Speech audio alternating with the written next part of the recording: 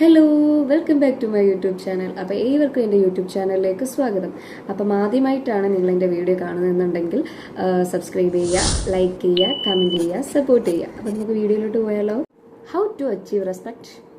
ബഹുമാനം നമുക്ക് എങ്ങനെ നേടാം? അപ്പോൾ നമ്മൾ പലപ്പോഴും പലരിൽ നിന്നും കിട്ടണം എന്ന് ആഗ്രഹിക്കുന്ന ഒന്നാണ് റെസ്പെക്റ്റ് എന്നുള്ളത്. നമുക്ക് പലപ്പോഴും കിട്ടാതെ പോകുന്നതും ഈ ഒരു കാര്യമാണ്, അല്ലേ? നമ്മളെ മറ്റുള്ളവർ വിലയുള്ളതായി കണക്കാക്കണം എന്ന് ആഗ്രഹിക്കുന്നവരാണ് നമ്മളിൽ പലരും. പക്ഷേ 10 ആളുകളുള്ള കൂട്ടത്തിൽ നമ്മൾ പോയി നിൽക്കുമ്പോൾ, അല്ലെങ്കിൽ നമ്മുടെ സമൂഹത്തിൽ, നമ്മുടെ വീട്ടിലൊരു ഫംഗ്ഷൻ നടക്കുന്ന സമയത്ത് ഒക്കെ നമ്മൾ പോയി നിൽക്കുമ്പോൾ ചില സമയങ്ങളിൽ നമ്മളെ വാല്യൂ ഇല്ലാതായി കാണുന്നതായിട്ട് നമുക്ക് ഫീൽ ആകാറുണ്ട്. എനിക്ക് തോന്നുന്നു ഈ വീഡിയോ കാണുന്ന കുറച്ച് പേർക്കെങ്കിലും ആ ഒരു ഫീലിംഗ് ഉണ്ടായിട്ടുണ്ടായിരിക്കും. നമ്മളിൽ ഭൂരിഭാഗം ആൾക്കാരും ആഗ്രഹിക്കുന്ന കാര്യങ്ങളിലൊന്നാണ് മറ്റുള്ളവർ നമ്മളെ റെസ്പെക്റ്റ് ചെയ്യുക എന്നുള്ളത്. അപ്പോൾ നമ്മളിൽ പലർക്കും കിട്ടാത്തതായിട്ടുള്ളതും ആ ഒരു കാര്യം തന്നെയാണ്, അല്ലേ? നിങ്ങൾ തന്നെ ചിന്തിച്ചിട്ടുണ്ടോ? നിങ്ങളൊരു ഫംഗ്ഷനിൽ പോകുമ്പോൾ, അല്ലെങ്കിൽ നിങ്ങളുടെ ഫാമിലിയിൽ നിങ്ങൾ ചെന്നെത്തുമ്പോൾ അവിടെ ചില സമയങ്ങളിൽ നമ്മൾ ഒന്നുമല്ലാതായി തീരുന്നത്, അല്ലെങ്കിൽ അവരുടെ ഒന്നും മുന്നിൽ നമ്മൾ വിലയില്ലാതായി തീരുന്നതായിട്ട് നിങ്ങൾക്ക് ഫീൽ ആയിട്ടുണ്ടോ? എനിക്ക് തോന്നുന്നു ഈ ഒരു വീഡിയോ കാണുന്ന ഒരു 50% ആളുകളിലും ആ ഒരു സിറ്റുവേഷൻ ഉണ്ടായിട്ടുള്ളവരായിരിക്കും. എന്തുകൊണ്ടാണ് നമ്മളങ്ങനെ റെസ്പെക്റ്റ് ഇല്ലാത്തവരായി മാറുന്നത്, അല്ലെങ്കിൽ മറ്റുള്ളവർക്കിടയിൽ ഒരു വിലയില്ലാത്തവരായിട്ട് മാറുന്നത്? പണമാണോ അതിൻ്റെ പ്രശ്നം? ഒരിക്കലുമല്ല. പണം കൊണ്ട് മാത്രം നമുക്ക് റെസ്പെക്റ്റ് എന്നുള്ളൊരു സാധനം പിടിച്ചു വാങ്ങിക്കാനായിട്ട് പറ്റില്ല. അത് മറ്റുള്ളവർ നമുക്കായിട്ട് തരുന്ന സാധനമല്ല, മറ്റുള്ളവരിൽ ഉണ്ടാകേണ്ട ഒരു വികാരമാണ് റെസ്പെക്റ്റ് എന്നുള്ളത്. അപ്പോൾ ആ റെസ്പെക്റ്റ് നമുക്ക് എങ്ങനെ ഉണ്ടാക്കിയെടുക്കാം, നിങ്ങൾ ചിന്തിച്ചിട്ടുണ്ടോ? തീർച്ചയായിട്ടും അത് ഇല്ലാതായി പോകുന്നുണ്ട് എങ്കിൽ അത് നമ്മളുടെ മാത്രം ബിഹേവിയറിലൂടെയാണ്. നമ്മൾക്കുണ്ടാവുന്ന ചില മിസ്റ്റേക്കുകളാണ് ആ ഒരു വിലയില്ലായ്മയിലേക്ക് എത്തിക്കുന്നത്. അപ്പോൾ ആ ഒരു വിലയില്ലായ്മയിൽ നിന്നും നമുക്ക് വിലയുള്ളതാക്കി മാറ്റണ്ടേ? അപ്പോൾ കുറച്ച് ടിപ്സുകൾ ഞാൻ പറഞ്ഞുതരാം. ടിപ്സ് അല്ല, നമ്മൾ ശ്രദ്ധിക്കേണ്ട കുറച്ച് കാര്യങ്ങൾ. ഒരു പക്ഷേ ചിലവർക്ക് ഇതൊരു തമാശയായിട്ട് തോന്നിയേക്കാം, ചിലവർക്ക് ഇതൊരു യൂസ്ഫുൾ ആയിട്ട് തോന്നിയേക്കാം, ചിലവർക്ക് ജസ്റ്റ് ഇതൊരു വീഡിയോ ആയിട്ട് തോന്നിയേക്കാം. എങ്ങനെ ആയിരുന്നാലും ഇങ്ങനെയുള്ള കുറച്ച് കാര്യങ്ങൾ നിങ്ങൾ ശ്രദ്ധിക്കുകയാണെന്നുണ്ടെങ്കിൽ തീർച്ചയായിട്ടും നിങ്ങളുടെ ഫാമിലിയിൽ അല്ലെങ്കിൽ സമൂഹത്തിൽ നിങ്ങളെ വിലയില്ലാതെ കാണുന്നിടത്തെല്ലാം നിങ്ങൾക്ക് കുറച്ചെങ്കിലും വില ഉണ്ടാക്കിയെടുക്കാൻ പറ്റും. അപ്പോൾ ടിപ്സുകൾ ഞാൻ പറഞ്ഞു തരട്ടെ. ടിപ്പ് നമ്പർ 1, നമ്മൾ എല്ലായിടത്തും എപ്പോഴും അവൈലബിൾ ആകാതിരിക്കാൻ ശ്രമിക്കുക. നമ്മൾ എത്രത്തോളം അവൈലബിൾ ആകുന്നുവോ അത്രത്തോളം നമ്മുടെ വാല്യൂ കുറഞ്ഞുകൊണ്ടേയിരിക്കും. ഫോർ എക്സാമ്പിൾ, ഞാനിപ്പോൾ എൻ്റെ ഒരു റിലേറ്റീവ്സിൻ്റെ വീട്ടിൽ അല്ലെങ്കിൽ അയലത്ത് ഒരു വീട്ടിൽ ഞാൻ ചെല്ലുകയാണ്. അപ്പോൾ എല്ലാ ദിവസവും ഞാൻ ചെല്ലുകയാണ്. ഇന്ന് ചെല്ലുന്നു, നാളെ ചെല്ലുന്നു, മറ്റന്നാൾ ചെല്ലുന്നു. അങ്ങനെ എപ്പോഴും ഞാൻ അവരുടെ ഒരു സാന്നിധ്യം കൊടുക്കുന്നുണ്ട്. അങ്ങനെ ഉണ്ടാകുമ്പോൾ നമ്മളിൽ ഒരു വിലയും കാണില്ല. കാരണം നമ്മൾ എല്ലാ ദിവസവും ചെല്ലുന്നു, ഇന്നുണ്ട്. അപ്പോൾ ആദ്യത്തെ ദിവസം ചെല്ലുമ്പോൾ വളരെയധികം നല്ല ട്രീറ്റിങ്ങും കാര്യങ്ങളൊക്കെ ആയിരിക്കും. വരൂ, ഇരിക്കൂ, ചായ കുടിക്കൂ, ഭയങ്കര ട്രീറ്റിങ്ങും കാര്യങ്ങളൊക്കെ ആയിരിക്കും. രണ്ടാമത്തെ ദിവസം ചെല്ലുമ്പോഴും കുഴപ്പമില്ലായിരിക്കും. മൂന്നാമത്തെ ദിവസം ചെല്ലുമ്പോഴത്തേക്കും മൊത്തത്തിൽ മാറും. പിന്നെ ചായ ഇല്ല, വെള്ളമില്ല, ഇരിക്കാൻ പറയുന്നില്ല, മൊത്തത്തിൽ അവിടെ മാറും. അപ്പോൾ അതാണ് പറയുന്നത്, നമ്മൾ എത്രത്തോളം അവൈലബിലിറ്റി കുറയ്ക്കുന്നുവോ അത്രത്തോളം വാല്യൂ നമ്മുടെ ലൈഫിൽ നമുക്കുണ്ടാകും അവർക്കിടയിലൊക്കെ. ടിപ്പ് നമ്പർ 2, നമ്മൾക്ക് ശരിയെന്ന് തോന്നുന്നത് നമ്മൾ ചെയ്യുക, മറ്റുള്ളവരുടെ അഭിപ്രായം തേടാതിരിക്കുക. ടിപ്പ് നമ്പർ 3, ഏത് സദസ്സിലായാലും നമ്മളുടെ അഭിപ്രായങ്ങൾ പറയുക.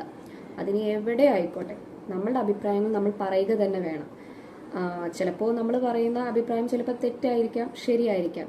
എന്നാൽ നമ്മൾ പറയുന്ന അഭിപ്രായം ഒരു പക്ഷേ തെറ്റാണ് എങ്കിൽ, ആരെങ്കിലും ആ ഒരു തെറ്റിനെ ചൂണ്ടിക്കാണിക്കുകയാണ് എങ്കിൽ നമ്മൾ സ്വയം ഇരുത്തി ചിന്തിച്ച് നോക്കുക, നമ്മൾ പറഞ്ഞത് തെറ്റാണോ ശരിയാണോ എന്ന് ചിന്തിക്കുക. അപ്പോൾ നമ്മൾ പറഞ്ഞതിൽ തെറ്റുണ്ട് എന്ന് നമ്മൾ മനസ്സിലാക്കുകയാണെന്നുണ്ടെങ്കിൽ തീർച്ചയായിട്ടും ആ തെറ്റിനെ അംഗീകരിക്കുകയും കൂടി വേണം. അപ്പം മൂന്നാമത്തെ ടിപ്പ് എന്ന് പറയുന്നത്, നമ്മൾ ഏതൊരു സദസ്സിലായാലും നമ്മളുടെ അഭിപ്രായങ്ങൾ പറയുക തന്നെ വേണം. അത് നമ്മുടെ ഫാമിലിയിലാണെങ്കിലും, നമ്മളിനി ഒരു സമൂഹത്തിലാണെങ്കിലും, നമ്മളിനി നമ്മുടെ ക്ലാസ് റൂമിലാണെങ്കിലും, നമ്മളിനി എവിടെ ആണെങ്കിൽ പോലും നമ്മളുടെ അഭിപ്രായങ്ങൾക്ക് നമ്മൾ മുൻതൂക്കം കൊടുക്കുക, നമ്മളുടെ അഭിപ്രായങ്ങൾ അവിടെ പറയുക. ഒരുപക്ഷെ നമ്മുടെ അഭിപ്രായങ്ങളായിരിക്കാം അവിടെ ഏറ്റവും കൂടുതലും മുന്നിട്ട് നിൽക്കുന്നത്. അപ്പോൾ അതുകൊണ്ട് തന്നെ നമ്മുടെ അഭിപ്രായങ്ങൾക്ക് വാല്യൂ കൊടുക്കുക, നമ്മൾ നമ്മുടെ അഭിപ്രായങ്ങൾ പറയാൻ ശ്രമിക്കുക. ടിപ്പ് നമ്പർ 5, നമ്മൾ മുതിർന്നവരെ റെസ്പെക്റ്റ് ചെയ്യുക. കുട്ടികളെ അവരുടെ കഴിവുകൾക്കനുസരിച്ച് ബഹുമാനിക്കുകയും ചെയ്യുക. എന്തുകൊണ്ടാണ് അങ്ങനെ പറയുന്നതെന്നറിയോ? നമ്മൾ തീർച്ചയായിട്ടും നമ്മളിപ്പോൾ ഒരു സദസ്സിലേക്ക് കയറി ചെല്ലുന്നു. ഇപ്പോൾ അവിടെ നമ്മളെക്കാട്ടിലും ഉന്നതിയിലിരിക്കുന്ന കുറേ ആളുകൾ കാണുമായിരിക്കും. അപ്പോൾ നമ്മൾ ജസ്റ്റ് കയറുമ്പോൾ ഒന്ന് താഴ്മയായിട്ട് അവർ നോക്കുക. അതൊരു റെസ്പെക്റ്റിൻ്റെ ഒരു ഭാഗമാണ്. അപ്പോൾ നമ്മൾ അങ്ങനെ നോക്കുക. അപ്പോൾ തീർച്ചയായിട്ടും ആ ഒരു റെസ്പെക്റ്റ് നമുക്കും പ്രതീക്ഷിക്കാം. നമ്മൾ അങ്ങോട്ട് കൊടുക്കുന്നത് നമുക്ക് തിരിച്ചും കിട്ടും എന്ന് നമുക്ക് പ്രതീക്ഷിക്കാം. അതിപ്പോൾ ചെറിയ കുട്ടികളിലാണെങ്കിൽ പോലും നമ്മൾ അതിനകത്ത് പ്രായഭേദം ഒന്നും നോക്കേണ്ട കാര്യമില്ല. അത് ചിലപ്പോൾ ചെറിയ കുട്ടികൾ കാണുമായിരിക്കും, അവർക്ക് കഴിവുകൾ കാണുമായിരിക്കും, അവർ നല്ലൊരു നിലയിൽ നിൽക്കുന്നവരായിരിക്കും. അപ്പോൾ അവരെയും നമ്മൾ റെസ്പെക്റ്റ് ചെയ്യുക. അപ്പോൾ അങ്ങോട്ട് കൊടുക്കുന്ന സംഭവം നമുക്ക് തിരിച്ചും ഇങ്ങോട്ട് കിട്ടും. അപ്പോൾ അതിലൂടെയും നമുക്ക് റെസ്പെക്റ്റ് കിട്ടും. ടിപ്പ് നമ്പർ 6, നമ്മളുടെ സന്തോഷങ്ങൾ മറന്ന് നമ്മൾ മറ്റുള്ളവരെ സന്തോഷിപ്പിക്കാതിരിക്കുക. ഓക്കെ, നമ്മൾ മറ്റുള്ളവരെ സന്തോഷിപ്പിക്കരുത് എന്നല്ല ഇതുകൊണ്ട് ഉദ്ദേശിക്കുന്നത്. നമ്മളുടെ സന്തോഷങ്ങൾ മറന്ന് നമ്മൾ മറ്റുള്ളവരുടെ സന്തോഷങ്ങൾക്ക് വാല്യൂ കൊടുക്കാതിരിക്കുക. ഫോർ എക്സാമ്പിൾ, ഇപ്പോൾ ഞാനൊരു എക്സാമിന് പങ്കെടുക്കുകയാണ്, എൻ്റെ കൂടെ എൻ്റെ ബെസ്റ്റ് ഫ്രണ്ടും ഉണ്ട്. അപ്പോൾ ഞാൻ ആ ഒരു എക്സാമിന് പങ്കെടുക്കുന്ന സമയത്ത് എനിക്ക് മാർക്ക് കൂടുതലാണ്, ഞാനാണ് ഫസ്റ്റ് വിന്നിങ്ങിൽ നിൽക്കുന്നത്. അപ്പം എൻ്റെ ഫ്രണ്ടിനെന്ന് പറയുമ്പം അതിനെക്കാട്ടിലും ഒരു 2 മാർക്കോ 3 മാർക്കോ കുറവായിരിക്കും. അപ്പോൾ അതിൻ്റെ ജഡ്ജ് ചെയ്യുന്ന ആളോട് ചെന്നിട്ട് പറയാണ്, സർ എനിക്ക് വിന്നാകണ്ട, എൻ്റെ ഫ്രണ്ടിനെ വിന്നാക്കി വിടാൻ സാധിക്കുമോ എന്ന് ചോദിക്കുകയാണ്. അവിടെ എന്ത് സംഭവിക്കുന്നു? നമ്മൾക്കുണ്ടാകുന്ന സ്ഥാനം ഇല്ലാതാവുകയാണ്. ഓക്കെ, ഒരു സിമ്പതിയുടെ പേരിൽ. അവിടെ ചിലപ്പോൾ നമുക്ക് ഫസ്റ്റ് ആയി കഴിഞ്ഞാലും അവളെ നമുക്ക് എന്ത് ചെയ്യാം, ആശ്വസിപ്പിക്കാം. പക്ഷേ ആ ഒരു സന്തോഷം വേണ്ടാന്ന് കരുതിയിട്ട് മറ്റുള്ളവരുടെ സന്തോഷങ്ങൾക്ക് വില കൊടുക്കാതിരിക്കുക. അങ്ങനെ ചെയ്യും തോറും നമ്മുടെ പല കാര്യങ്ങളിലും നമ്മുടെ സ്ഥാനങ്ങൾ ഇല്ലാതായിക്കൊണ്ടേയിരിക്കും. ടിപ്പ് നമ്പർ 8, സംസാരം അമിതമാക്കാതിരിക്കുക. നമ്മൾ റെസ്പെക്റ്റ് വേണം എന്ന് ആഗ്രഹിക്കുന്ന സ്ഥലങ്ങളിൽ നിന്നും തീർച്ചയായിട്ടും നമ്മൾ സംസാരങ്ങൾ ഒഴിവാക്കുക. നമ്മൾ എത്രത്തോളം ഒരാളുമായിട്ട് സംസാരിക്കുന്നോ അത്രത്തോളം നമ്മളിൽ റെസ്പെക്റ്റ് കുറയും എന്ന് കരുതി നമ്മളിപ്പോൾ കൂട്ടുകാരുമായിട്ട് ഇരിക്കുന്ന സമയത്ത് നമ്മൾ സംസാരിക്കേണ്ട എന്നല്ല പറയണത്, അല്ലെങ്കിൽ നമ്മൾക്ക് വേണ്ടപ്പെട്ടവരായിട്ട് ഇരിക്കുമ്പോൾ സംസാരിക്കേണ്ട എന്നല്ല പറയണത്. നമ്മൾ റെസ്പെക്റ്റ് ആഗ്രഹിക്കുന്ന കുറച്ച് സ്ഥലങ്ങൾ കാണുമല്ലോ, അവിടെ നമ്മുടെ സംസാരങ്ങൾ കുറയ്ക്കുക. അപ്പോൾ തീർച്ചയായിട്ടും നമ്മൾ അധികം സംസാരിക്കാത്ത ഒരാളാകുമ്പോൾ നമ്മളെ കാണുമ്പോൾ അവർക്ക് നമ്മളൊരു റെസ്പെക്റ്റ് തോന്നും. നമ്മൾ അമിതമായിട്ട് സംസാരിക്കുന്നവരാണെങ്കിൽ അയ്യോ വരുന്നു എന്ന് പറഞ്ഞ് അവർ പോകേണ്ടടുത്ത് പോകും. അപ്പോൾ നമ്മൾ റെസ്പെക്റ്റ് ആഗ്രഹിക്കുന്നിടത്തു നിന്ന് നമ്മൾ സംസാരം കുറച്ച് ലിമിറ്റാക്കുക. നമ്പർ 9, എത്ര താഴ്ചയിലാണെങ്കിലും നമ്മൾ മറ്റുള്ളവരുടെ മുന്നിൽ കൈ നീട്ടാതിരിക്കുക. ഓക്കെ, മാക്സിമം നമ്മളുടെ പ്രശ്നങ്ങൾ നമ്മളിലൂടെ തന്നെ നമ്മൾ കഴിവതും തീർക്കാൻ ശ്രമിക്കുക. അതിപ്പോൾ എന്ത് തന്നെ ആയാലും മറ്റുള്ളവരുടെ മുന്നിൽ നമ്മൾ എന്ന് കൈനീട്ടുന്നു അതോടുകൂടി നമ്മുടെ റെസ്പെക്റ്റ് ഇല്ലാതാകുന്നു. ഫോർ എക്സാമ്പിൾ, നമുക്കിപ്പം ചെറിയൊരു ബുദ്ധിമുട്ടുണ്ട്, ചെറിയൊരു കടമുണ്ട്. ആ ഒരു കടം തീർക്കാൻ വേണ്ടിയിട്ട് നമ്മൾ 10 ആൾക്കാരുടെ മുന്നിൽ പോയിട്ട് കൈനീട്ടാണ്, എനിക്ക് കുറച്ച് പൈസ തരുമോ, എനിക്ക് കുറച്ച് പൈസ തരുമോ എന്ന് ചോദിക്കുകയാണ്. ചിലപ്പം പടച്ചവൻ ഏതെങ്കിലും ഒരു വഴി കൂടെ നമ്മളെ രക്ഷപ്പെടുത്തിയേക്കാം. അപ്പോൾ എന്ത് ചെയ്യും? നമ്മൾ രക്ഷപ്പെട്ട ഏതെങ്കിലും ഒരു പൊസിഷനിൽ നിൽക്കുമ്പോൾ നമ്മളെ സഹായിച്ച കുറേ ടീമുകളുണ്ടല്ലോ. അപ്പോൾ അവർ പറയുന്ന ഒരു ഡയലോഗുണ്ട്, അന്ന് ഞാനില്ലായിരുന്നെങ്കിൽ കാണാമായിരുന്നു, അന്ന് എൻ്റെ മുന്നിൽ വന്ന് കൈ നീട്ടിയിട്ടാണ് പോയത്. അവിടെ എന്ത് പറ്റുന്നു? നമ്മുടെ റെസ്പെക്റ്റ് ഇല്ലാതാകുന്നു.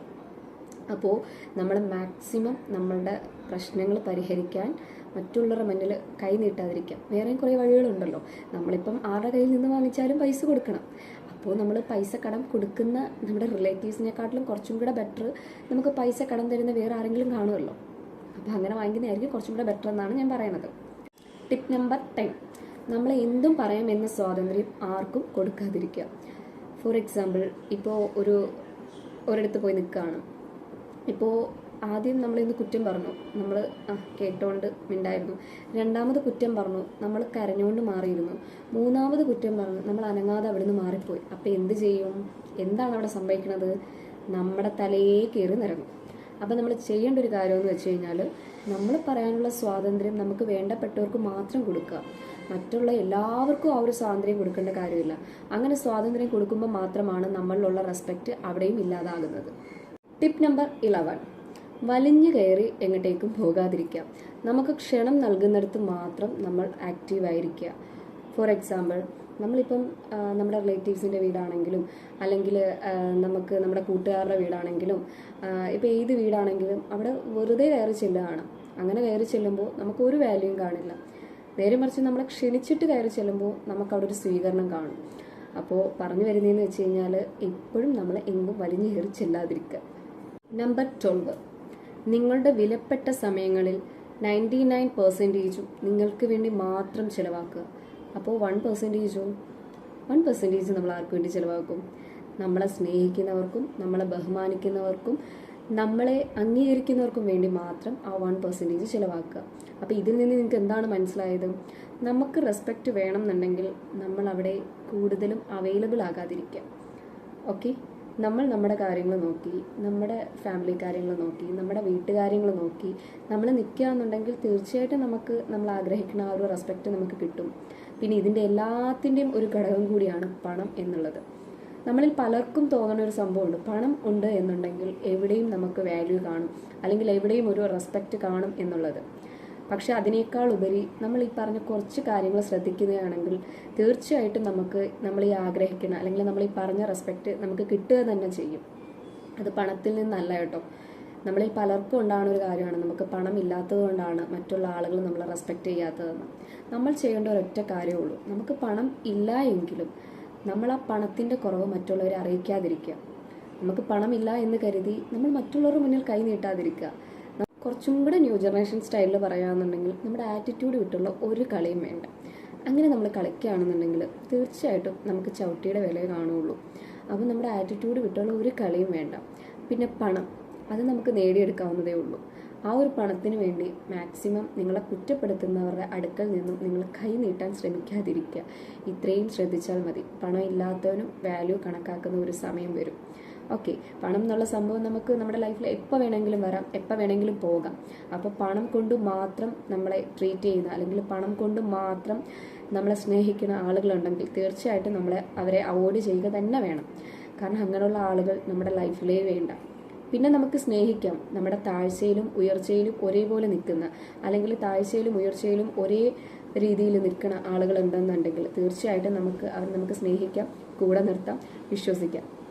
ഈ പണമുള്ളവനെയും പണം ഇല്ലാത്തവനെയും ട്രീറ്റ് ചെയ്യുന്ന രീതികൾ എനിക്ക് തോന്നുന്നു മിക്കവാറും ഉള്ളവരുടെ ഇടയിൽ കൂടി കടന്നു പോകുന്ന ഒരു സംഭവങ്ങളാണ്. കാരണം എന്ന് വെച്ച് കഴിഞ്ഞാൽ നല്ല റിച്ച് ടീമായിട്ടുള്ള അല്ലെങ്കിൽ നല്ല പൈസ ഉള്ളൊരു ടീം ഒരു വീട്ടിലേക്ക് കയറി ചെല്ലുകയാണെങ്കിൽ അയ്യോ ആൾ വരുന്നു, വെള്ളം കൊടുക്കണോ, ജ്യൂസ് കൊടുക്കണോ, അത് കൊടുക്കണോ, ഇത് കൊടുക്കണോ, എല്ലാം കൊടുത്ത് ഭയങ്കര ട്രീറ്റും കാര്യങ്ങളും ഒക്കെ ആയിട്ട് അവർ ആനയിച്ചകത്തേക്ക് കയറ്റുകയാണ്. എന്നാൽ പണം ഇല്ലാത്ത ഒരുത്തൻ കയറി ചെല്ലുകയാണെങ്കിൽ ഉണ്ടോ പട്ടിയുടെ വില പോലും കാണില്ല. അപ്പോൾ എന്തിനാണ് ചെല്ലണത്? ചെല്ലേണ്ട ഒരു ആവശ്യവും ഇല്ല. പിന്നെ രണ്ടാമത്തെ കാര്യം എന്ന് വെച്ച് കഴിഞ്ഞാൽ, ഇപ്പോൾ ഒരു പണം ഇല്ലാത്ത ഒരാൾ ഒരു ഫംഗ്ഷൻ, ഇപ്പം മറ്റുള്ള നാടുകളിലുണ്ടോയെന്ന് എനിക്കറിയില്ല, ഇപ്പം നമ്മുടെ നാടുകളിലൊക്കെ കണ്ടുവിടുന്ന ഒരു സംഭവമാണ്, നമ്മൾ ഈ ക്ഷണിക്കുമ്പം, അതായത് പാലുകാച്ചാണേലും അല്ലെങ്കിൽ കല്യാണമാണേലും അതിന് ക്ഷണിക്കുമ്പോൾ നമ്മൾ ചെറിയൊരു എമൗണ്ട് കൊണ്ട് കൊടുക്കും. അപ്പോൾ ഒരു ബിസിനസ് പോലെയാണ്. നമ്മളൊരു എമൗണ്ട് കൊണ്ട് കൊടുക്കുക, നമുക്ക് തിരിച്ചൊരു കാര്യം വരുമ്പോൾ കുറച്ചും കൂടെ എമൗണ്ട് കൂട്ടിയിട്ട് തരിക, അങ്ങനെയുള്ളൊരു സംഭവം. അപ്പോൾ ഈ പണം ഇല്ലാത്തവനൊക്കെ വന്ന് കല്യാണം വിളിക്കും. ഞാൻ പലരിൽ നിന്ന് കേട്ടിട്ടുള്ളതാണ് കേട്ടോ. പണം ഇല്ലാത്തവൻ വന്ന് കല്യാണം വിളിക്കുമ്പോൾ അവിടെ പറയണൊരു ടോക്കുണ്ട്. അതായത് ഇവനൊക്കെ എവിടെ നിന്ന് എടുത്ത് വെച്ച് തരാൻ, എന്തെങ്കിലും ചെറിയൊരു തുക കൊടുത്താൽ മതി, കാരണം ഇവനൊക്കെ എവിടെ നിന്ന് എടുത്ത് വെച്ച് തരാനാണ്, ഇത്രയും വലിയ തുകയൊന്നും തരാൻ പറ്റിയ സിറ്റുവേഷൻ അല്ല അവർക്ക്, ചെറിയ തുക കൊടുത്താൽ മതി എന്നുള്ളൊരു ഇതിൽ നിൽക്കും. പക്ഷെ ഒരു നിമിഷം പോലും അവർ ചിന്തിക്കണില്ല. നിവൃത്തിയില്ലാത്തവരാണ് അവർക്ക് എന്തെങ്കിലും കൊടുത്ത് ഹെൽപ്പ് ചെയ്യണം എന്നുള്ളൊരു ചിന്ത വരുന്നില്ല. അവർ തിരിച്ച് പ്രതീക്ഷിച്ചിട്ടാണ് അത് കൊടുക്കുന്നത്. നേരെ മറിച്ച് കുറച്ച് പൈസ ടീം വന്നാലോ, അയ്യോ 10,000 ഒക്കെ എങ്ങനെയാണ് കൊടുക്കണത്, 10,000 ഒന്നും തികയില്ല, 10,000 ഒക്കെ നാണക്കേടാണ് കൊടുക്കണത്, മിനിമം 1,00,000 എങ്കിലും കൊടുക്കണം, എന്നാൽ മാത്രമേ നമുക്ക് ഒക്കെ ആവുള്ളൂ. 1,00,000 കൊടുത്താൽ ചിലപ്പം അതിൻ്റെ കൂടെ കുറച്ചും കൂടി ഇട്ടിട്ട് നമുക്ക് കൊണ്ടുതരും എന്നുള്ളൊരു ലെവലിലോട്ട് പോകും. അപ്പോൾ അതാണ് നമ്മുടെ സമൂഹം പലപ്പോഴും കരുതുന്നത് പണത്തിന് വാല്യൂ കൽപ്പിക്കുന്ന ആളുകളാണ്. പണമാണ് ലൈഫിൽ ഏറ്റവും ഇമ്പോർട്ടൻ്റ്, അല്ലെങ്കിൽ പണം കൊണ്ട് മാത്രമേ ഈ ജീവിതത്തിൽ പലതും നേടാൻ പറ്റുള്ളൂ, പണം ഉള്ളവനെ വിലയുള്ളൂ എന്ന് ചിന്തിക്കുന്നവരാണ് കൂടുതൽ ആളുകൾ. അപ്പോൾ നമ്മൾ അങ്ങനെ ചിന്തിക്കാതിരിക്കുക. പണം ഇല്ലാത്തവനും റെസ്പെക്റ്റ് കിട്ടും. ഈ പറഞ്ഞ കുറച്ച് കാര്യങ്ങൾ ശ്രദ്ധിക്കുക. മെയിനായിട്ടും നമ്മൾ അവൈലബിൾ ആകാതിരിക്കുക. ആരുടെ ഇടയിലാണെങ്കിലും നമ്മൾ അവൈലബിൾ ആകാതിരിക്കുക. അതേപോലെ തന്നെ നമ്മളുടെ വില വിട്ട് കളിക്കാതിരിക്കുക. നമ്മുടെ വില വിട്ട് കളിക്കുകയേ വേണ്ട. നമ്മളായിട്ട് തന്നെ നിൽക്കുക. നമുക്കൊരു വില നമ്മളിലുണ്ടോ അത് നമ്മൾ കീപ്പ് ചെയ്യുക. ഓക്കെ, അപ്പോൾ ഇങ്ങനെയുള്ള കുറച്ച് കാര്യങ്ങൾ ചെയ്താൽ ഒരു പക്ഷേ നമ്മൾ ആഗ്രഹിക്കുന്ന റെസ്പെക്റ്റ് കിട്ടും. ഓക്കെ, അപ്പോൾ ഞാൻ പറഞ്ഞ ടിപ്സുകൾ ചിലപ്പോൾ നിങ്ങൾക്ക് ബോറായിട്ട് തോന്നിയിരിക്കാം, ചിലരുടെ ലൈഫിൽ യൂസ്ഫുൾ ആയിരിക്കാം, ചിലവർക്ക് ജസ്റ്റ് ഒരു ഡയലോഗ് വീഡിയോ പോലെയൊക്കെ തോന്നിയിരിക്കാം. എന്നിരുന്നാൽ പോലും ഇത് കുറച്ച് പേരുടെയെങ്കിലും ലൈഫിൽ ഉണ്ടാകുന്ന കാര്യമാണെന്ന് ഞാൻ മനസ്സിലാക്കണു.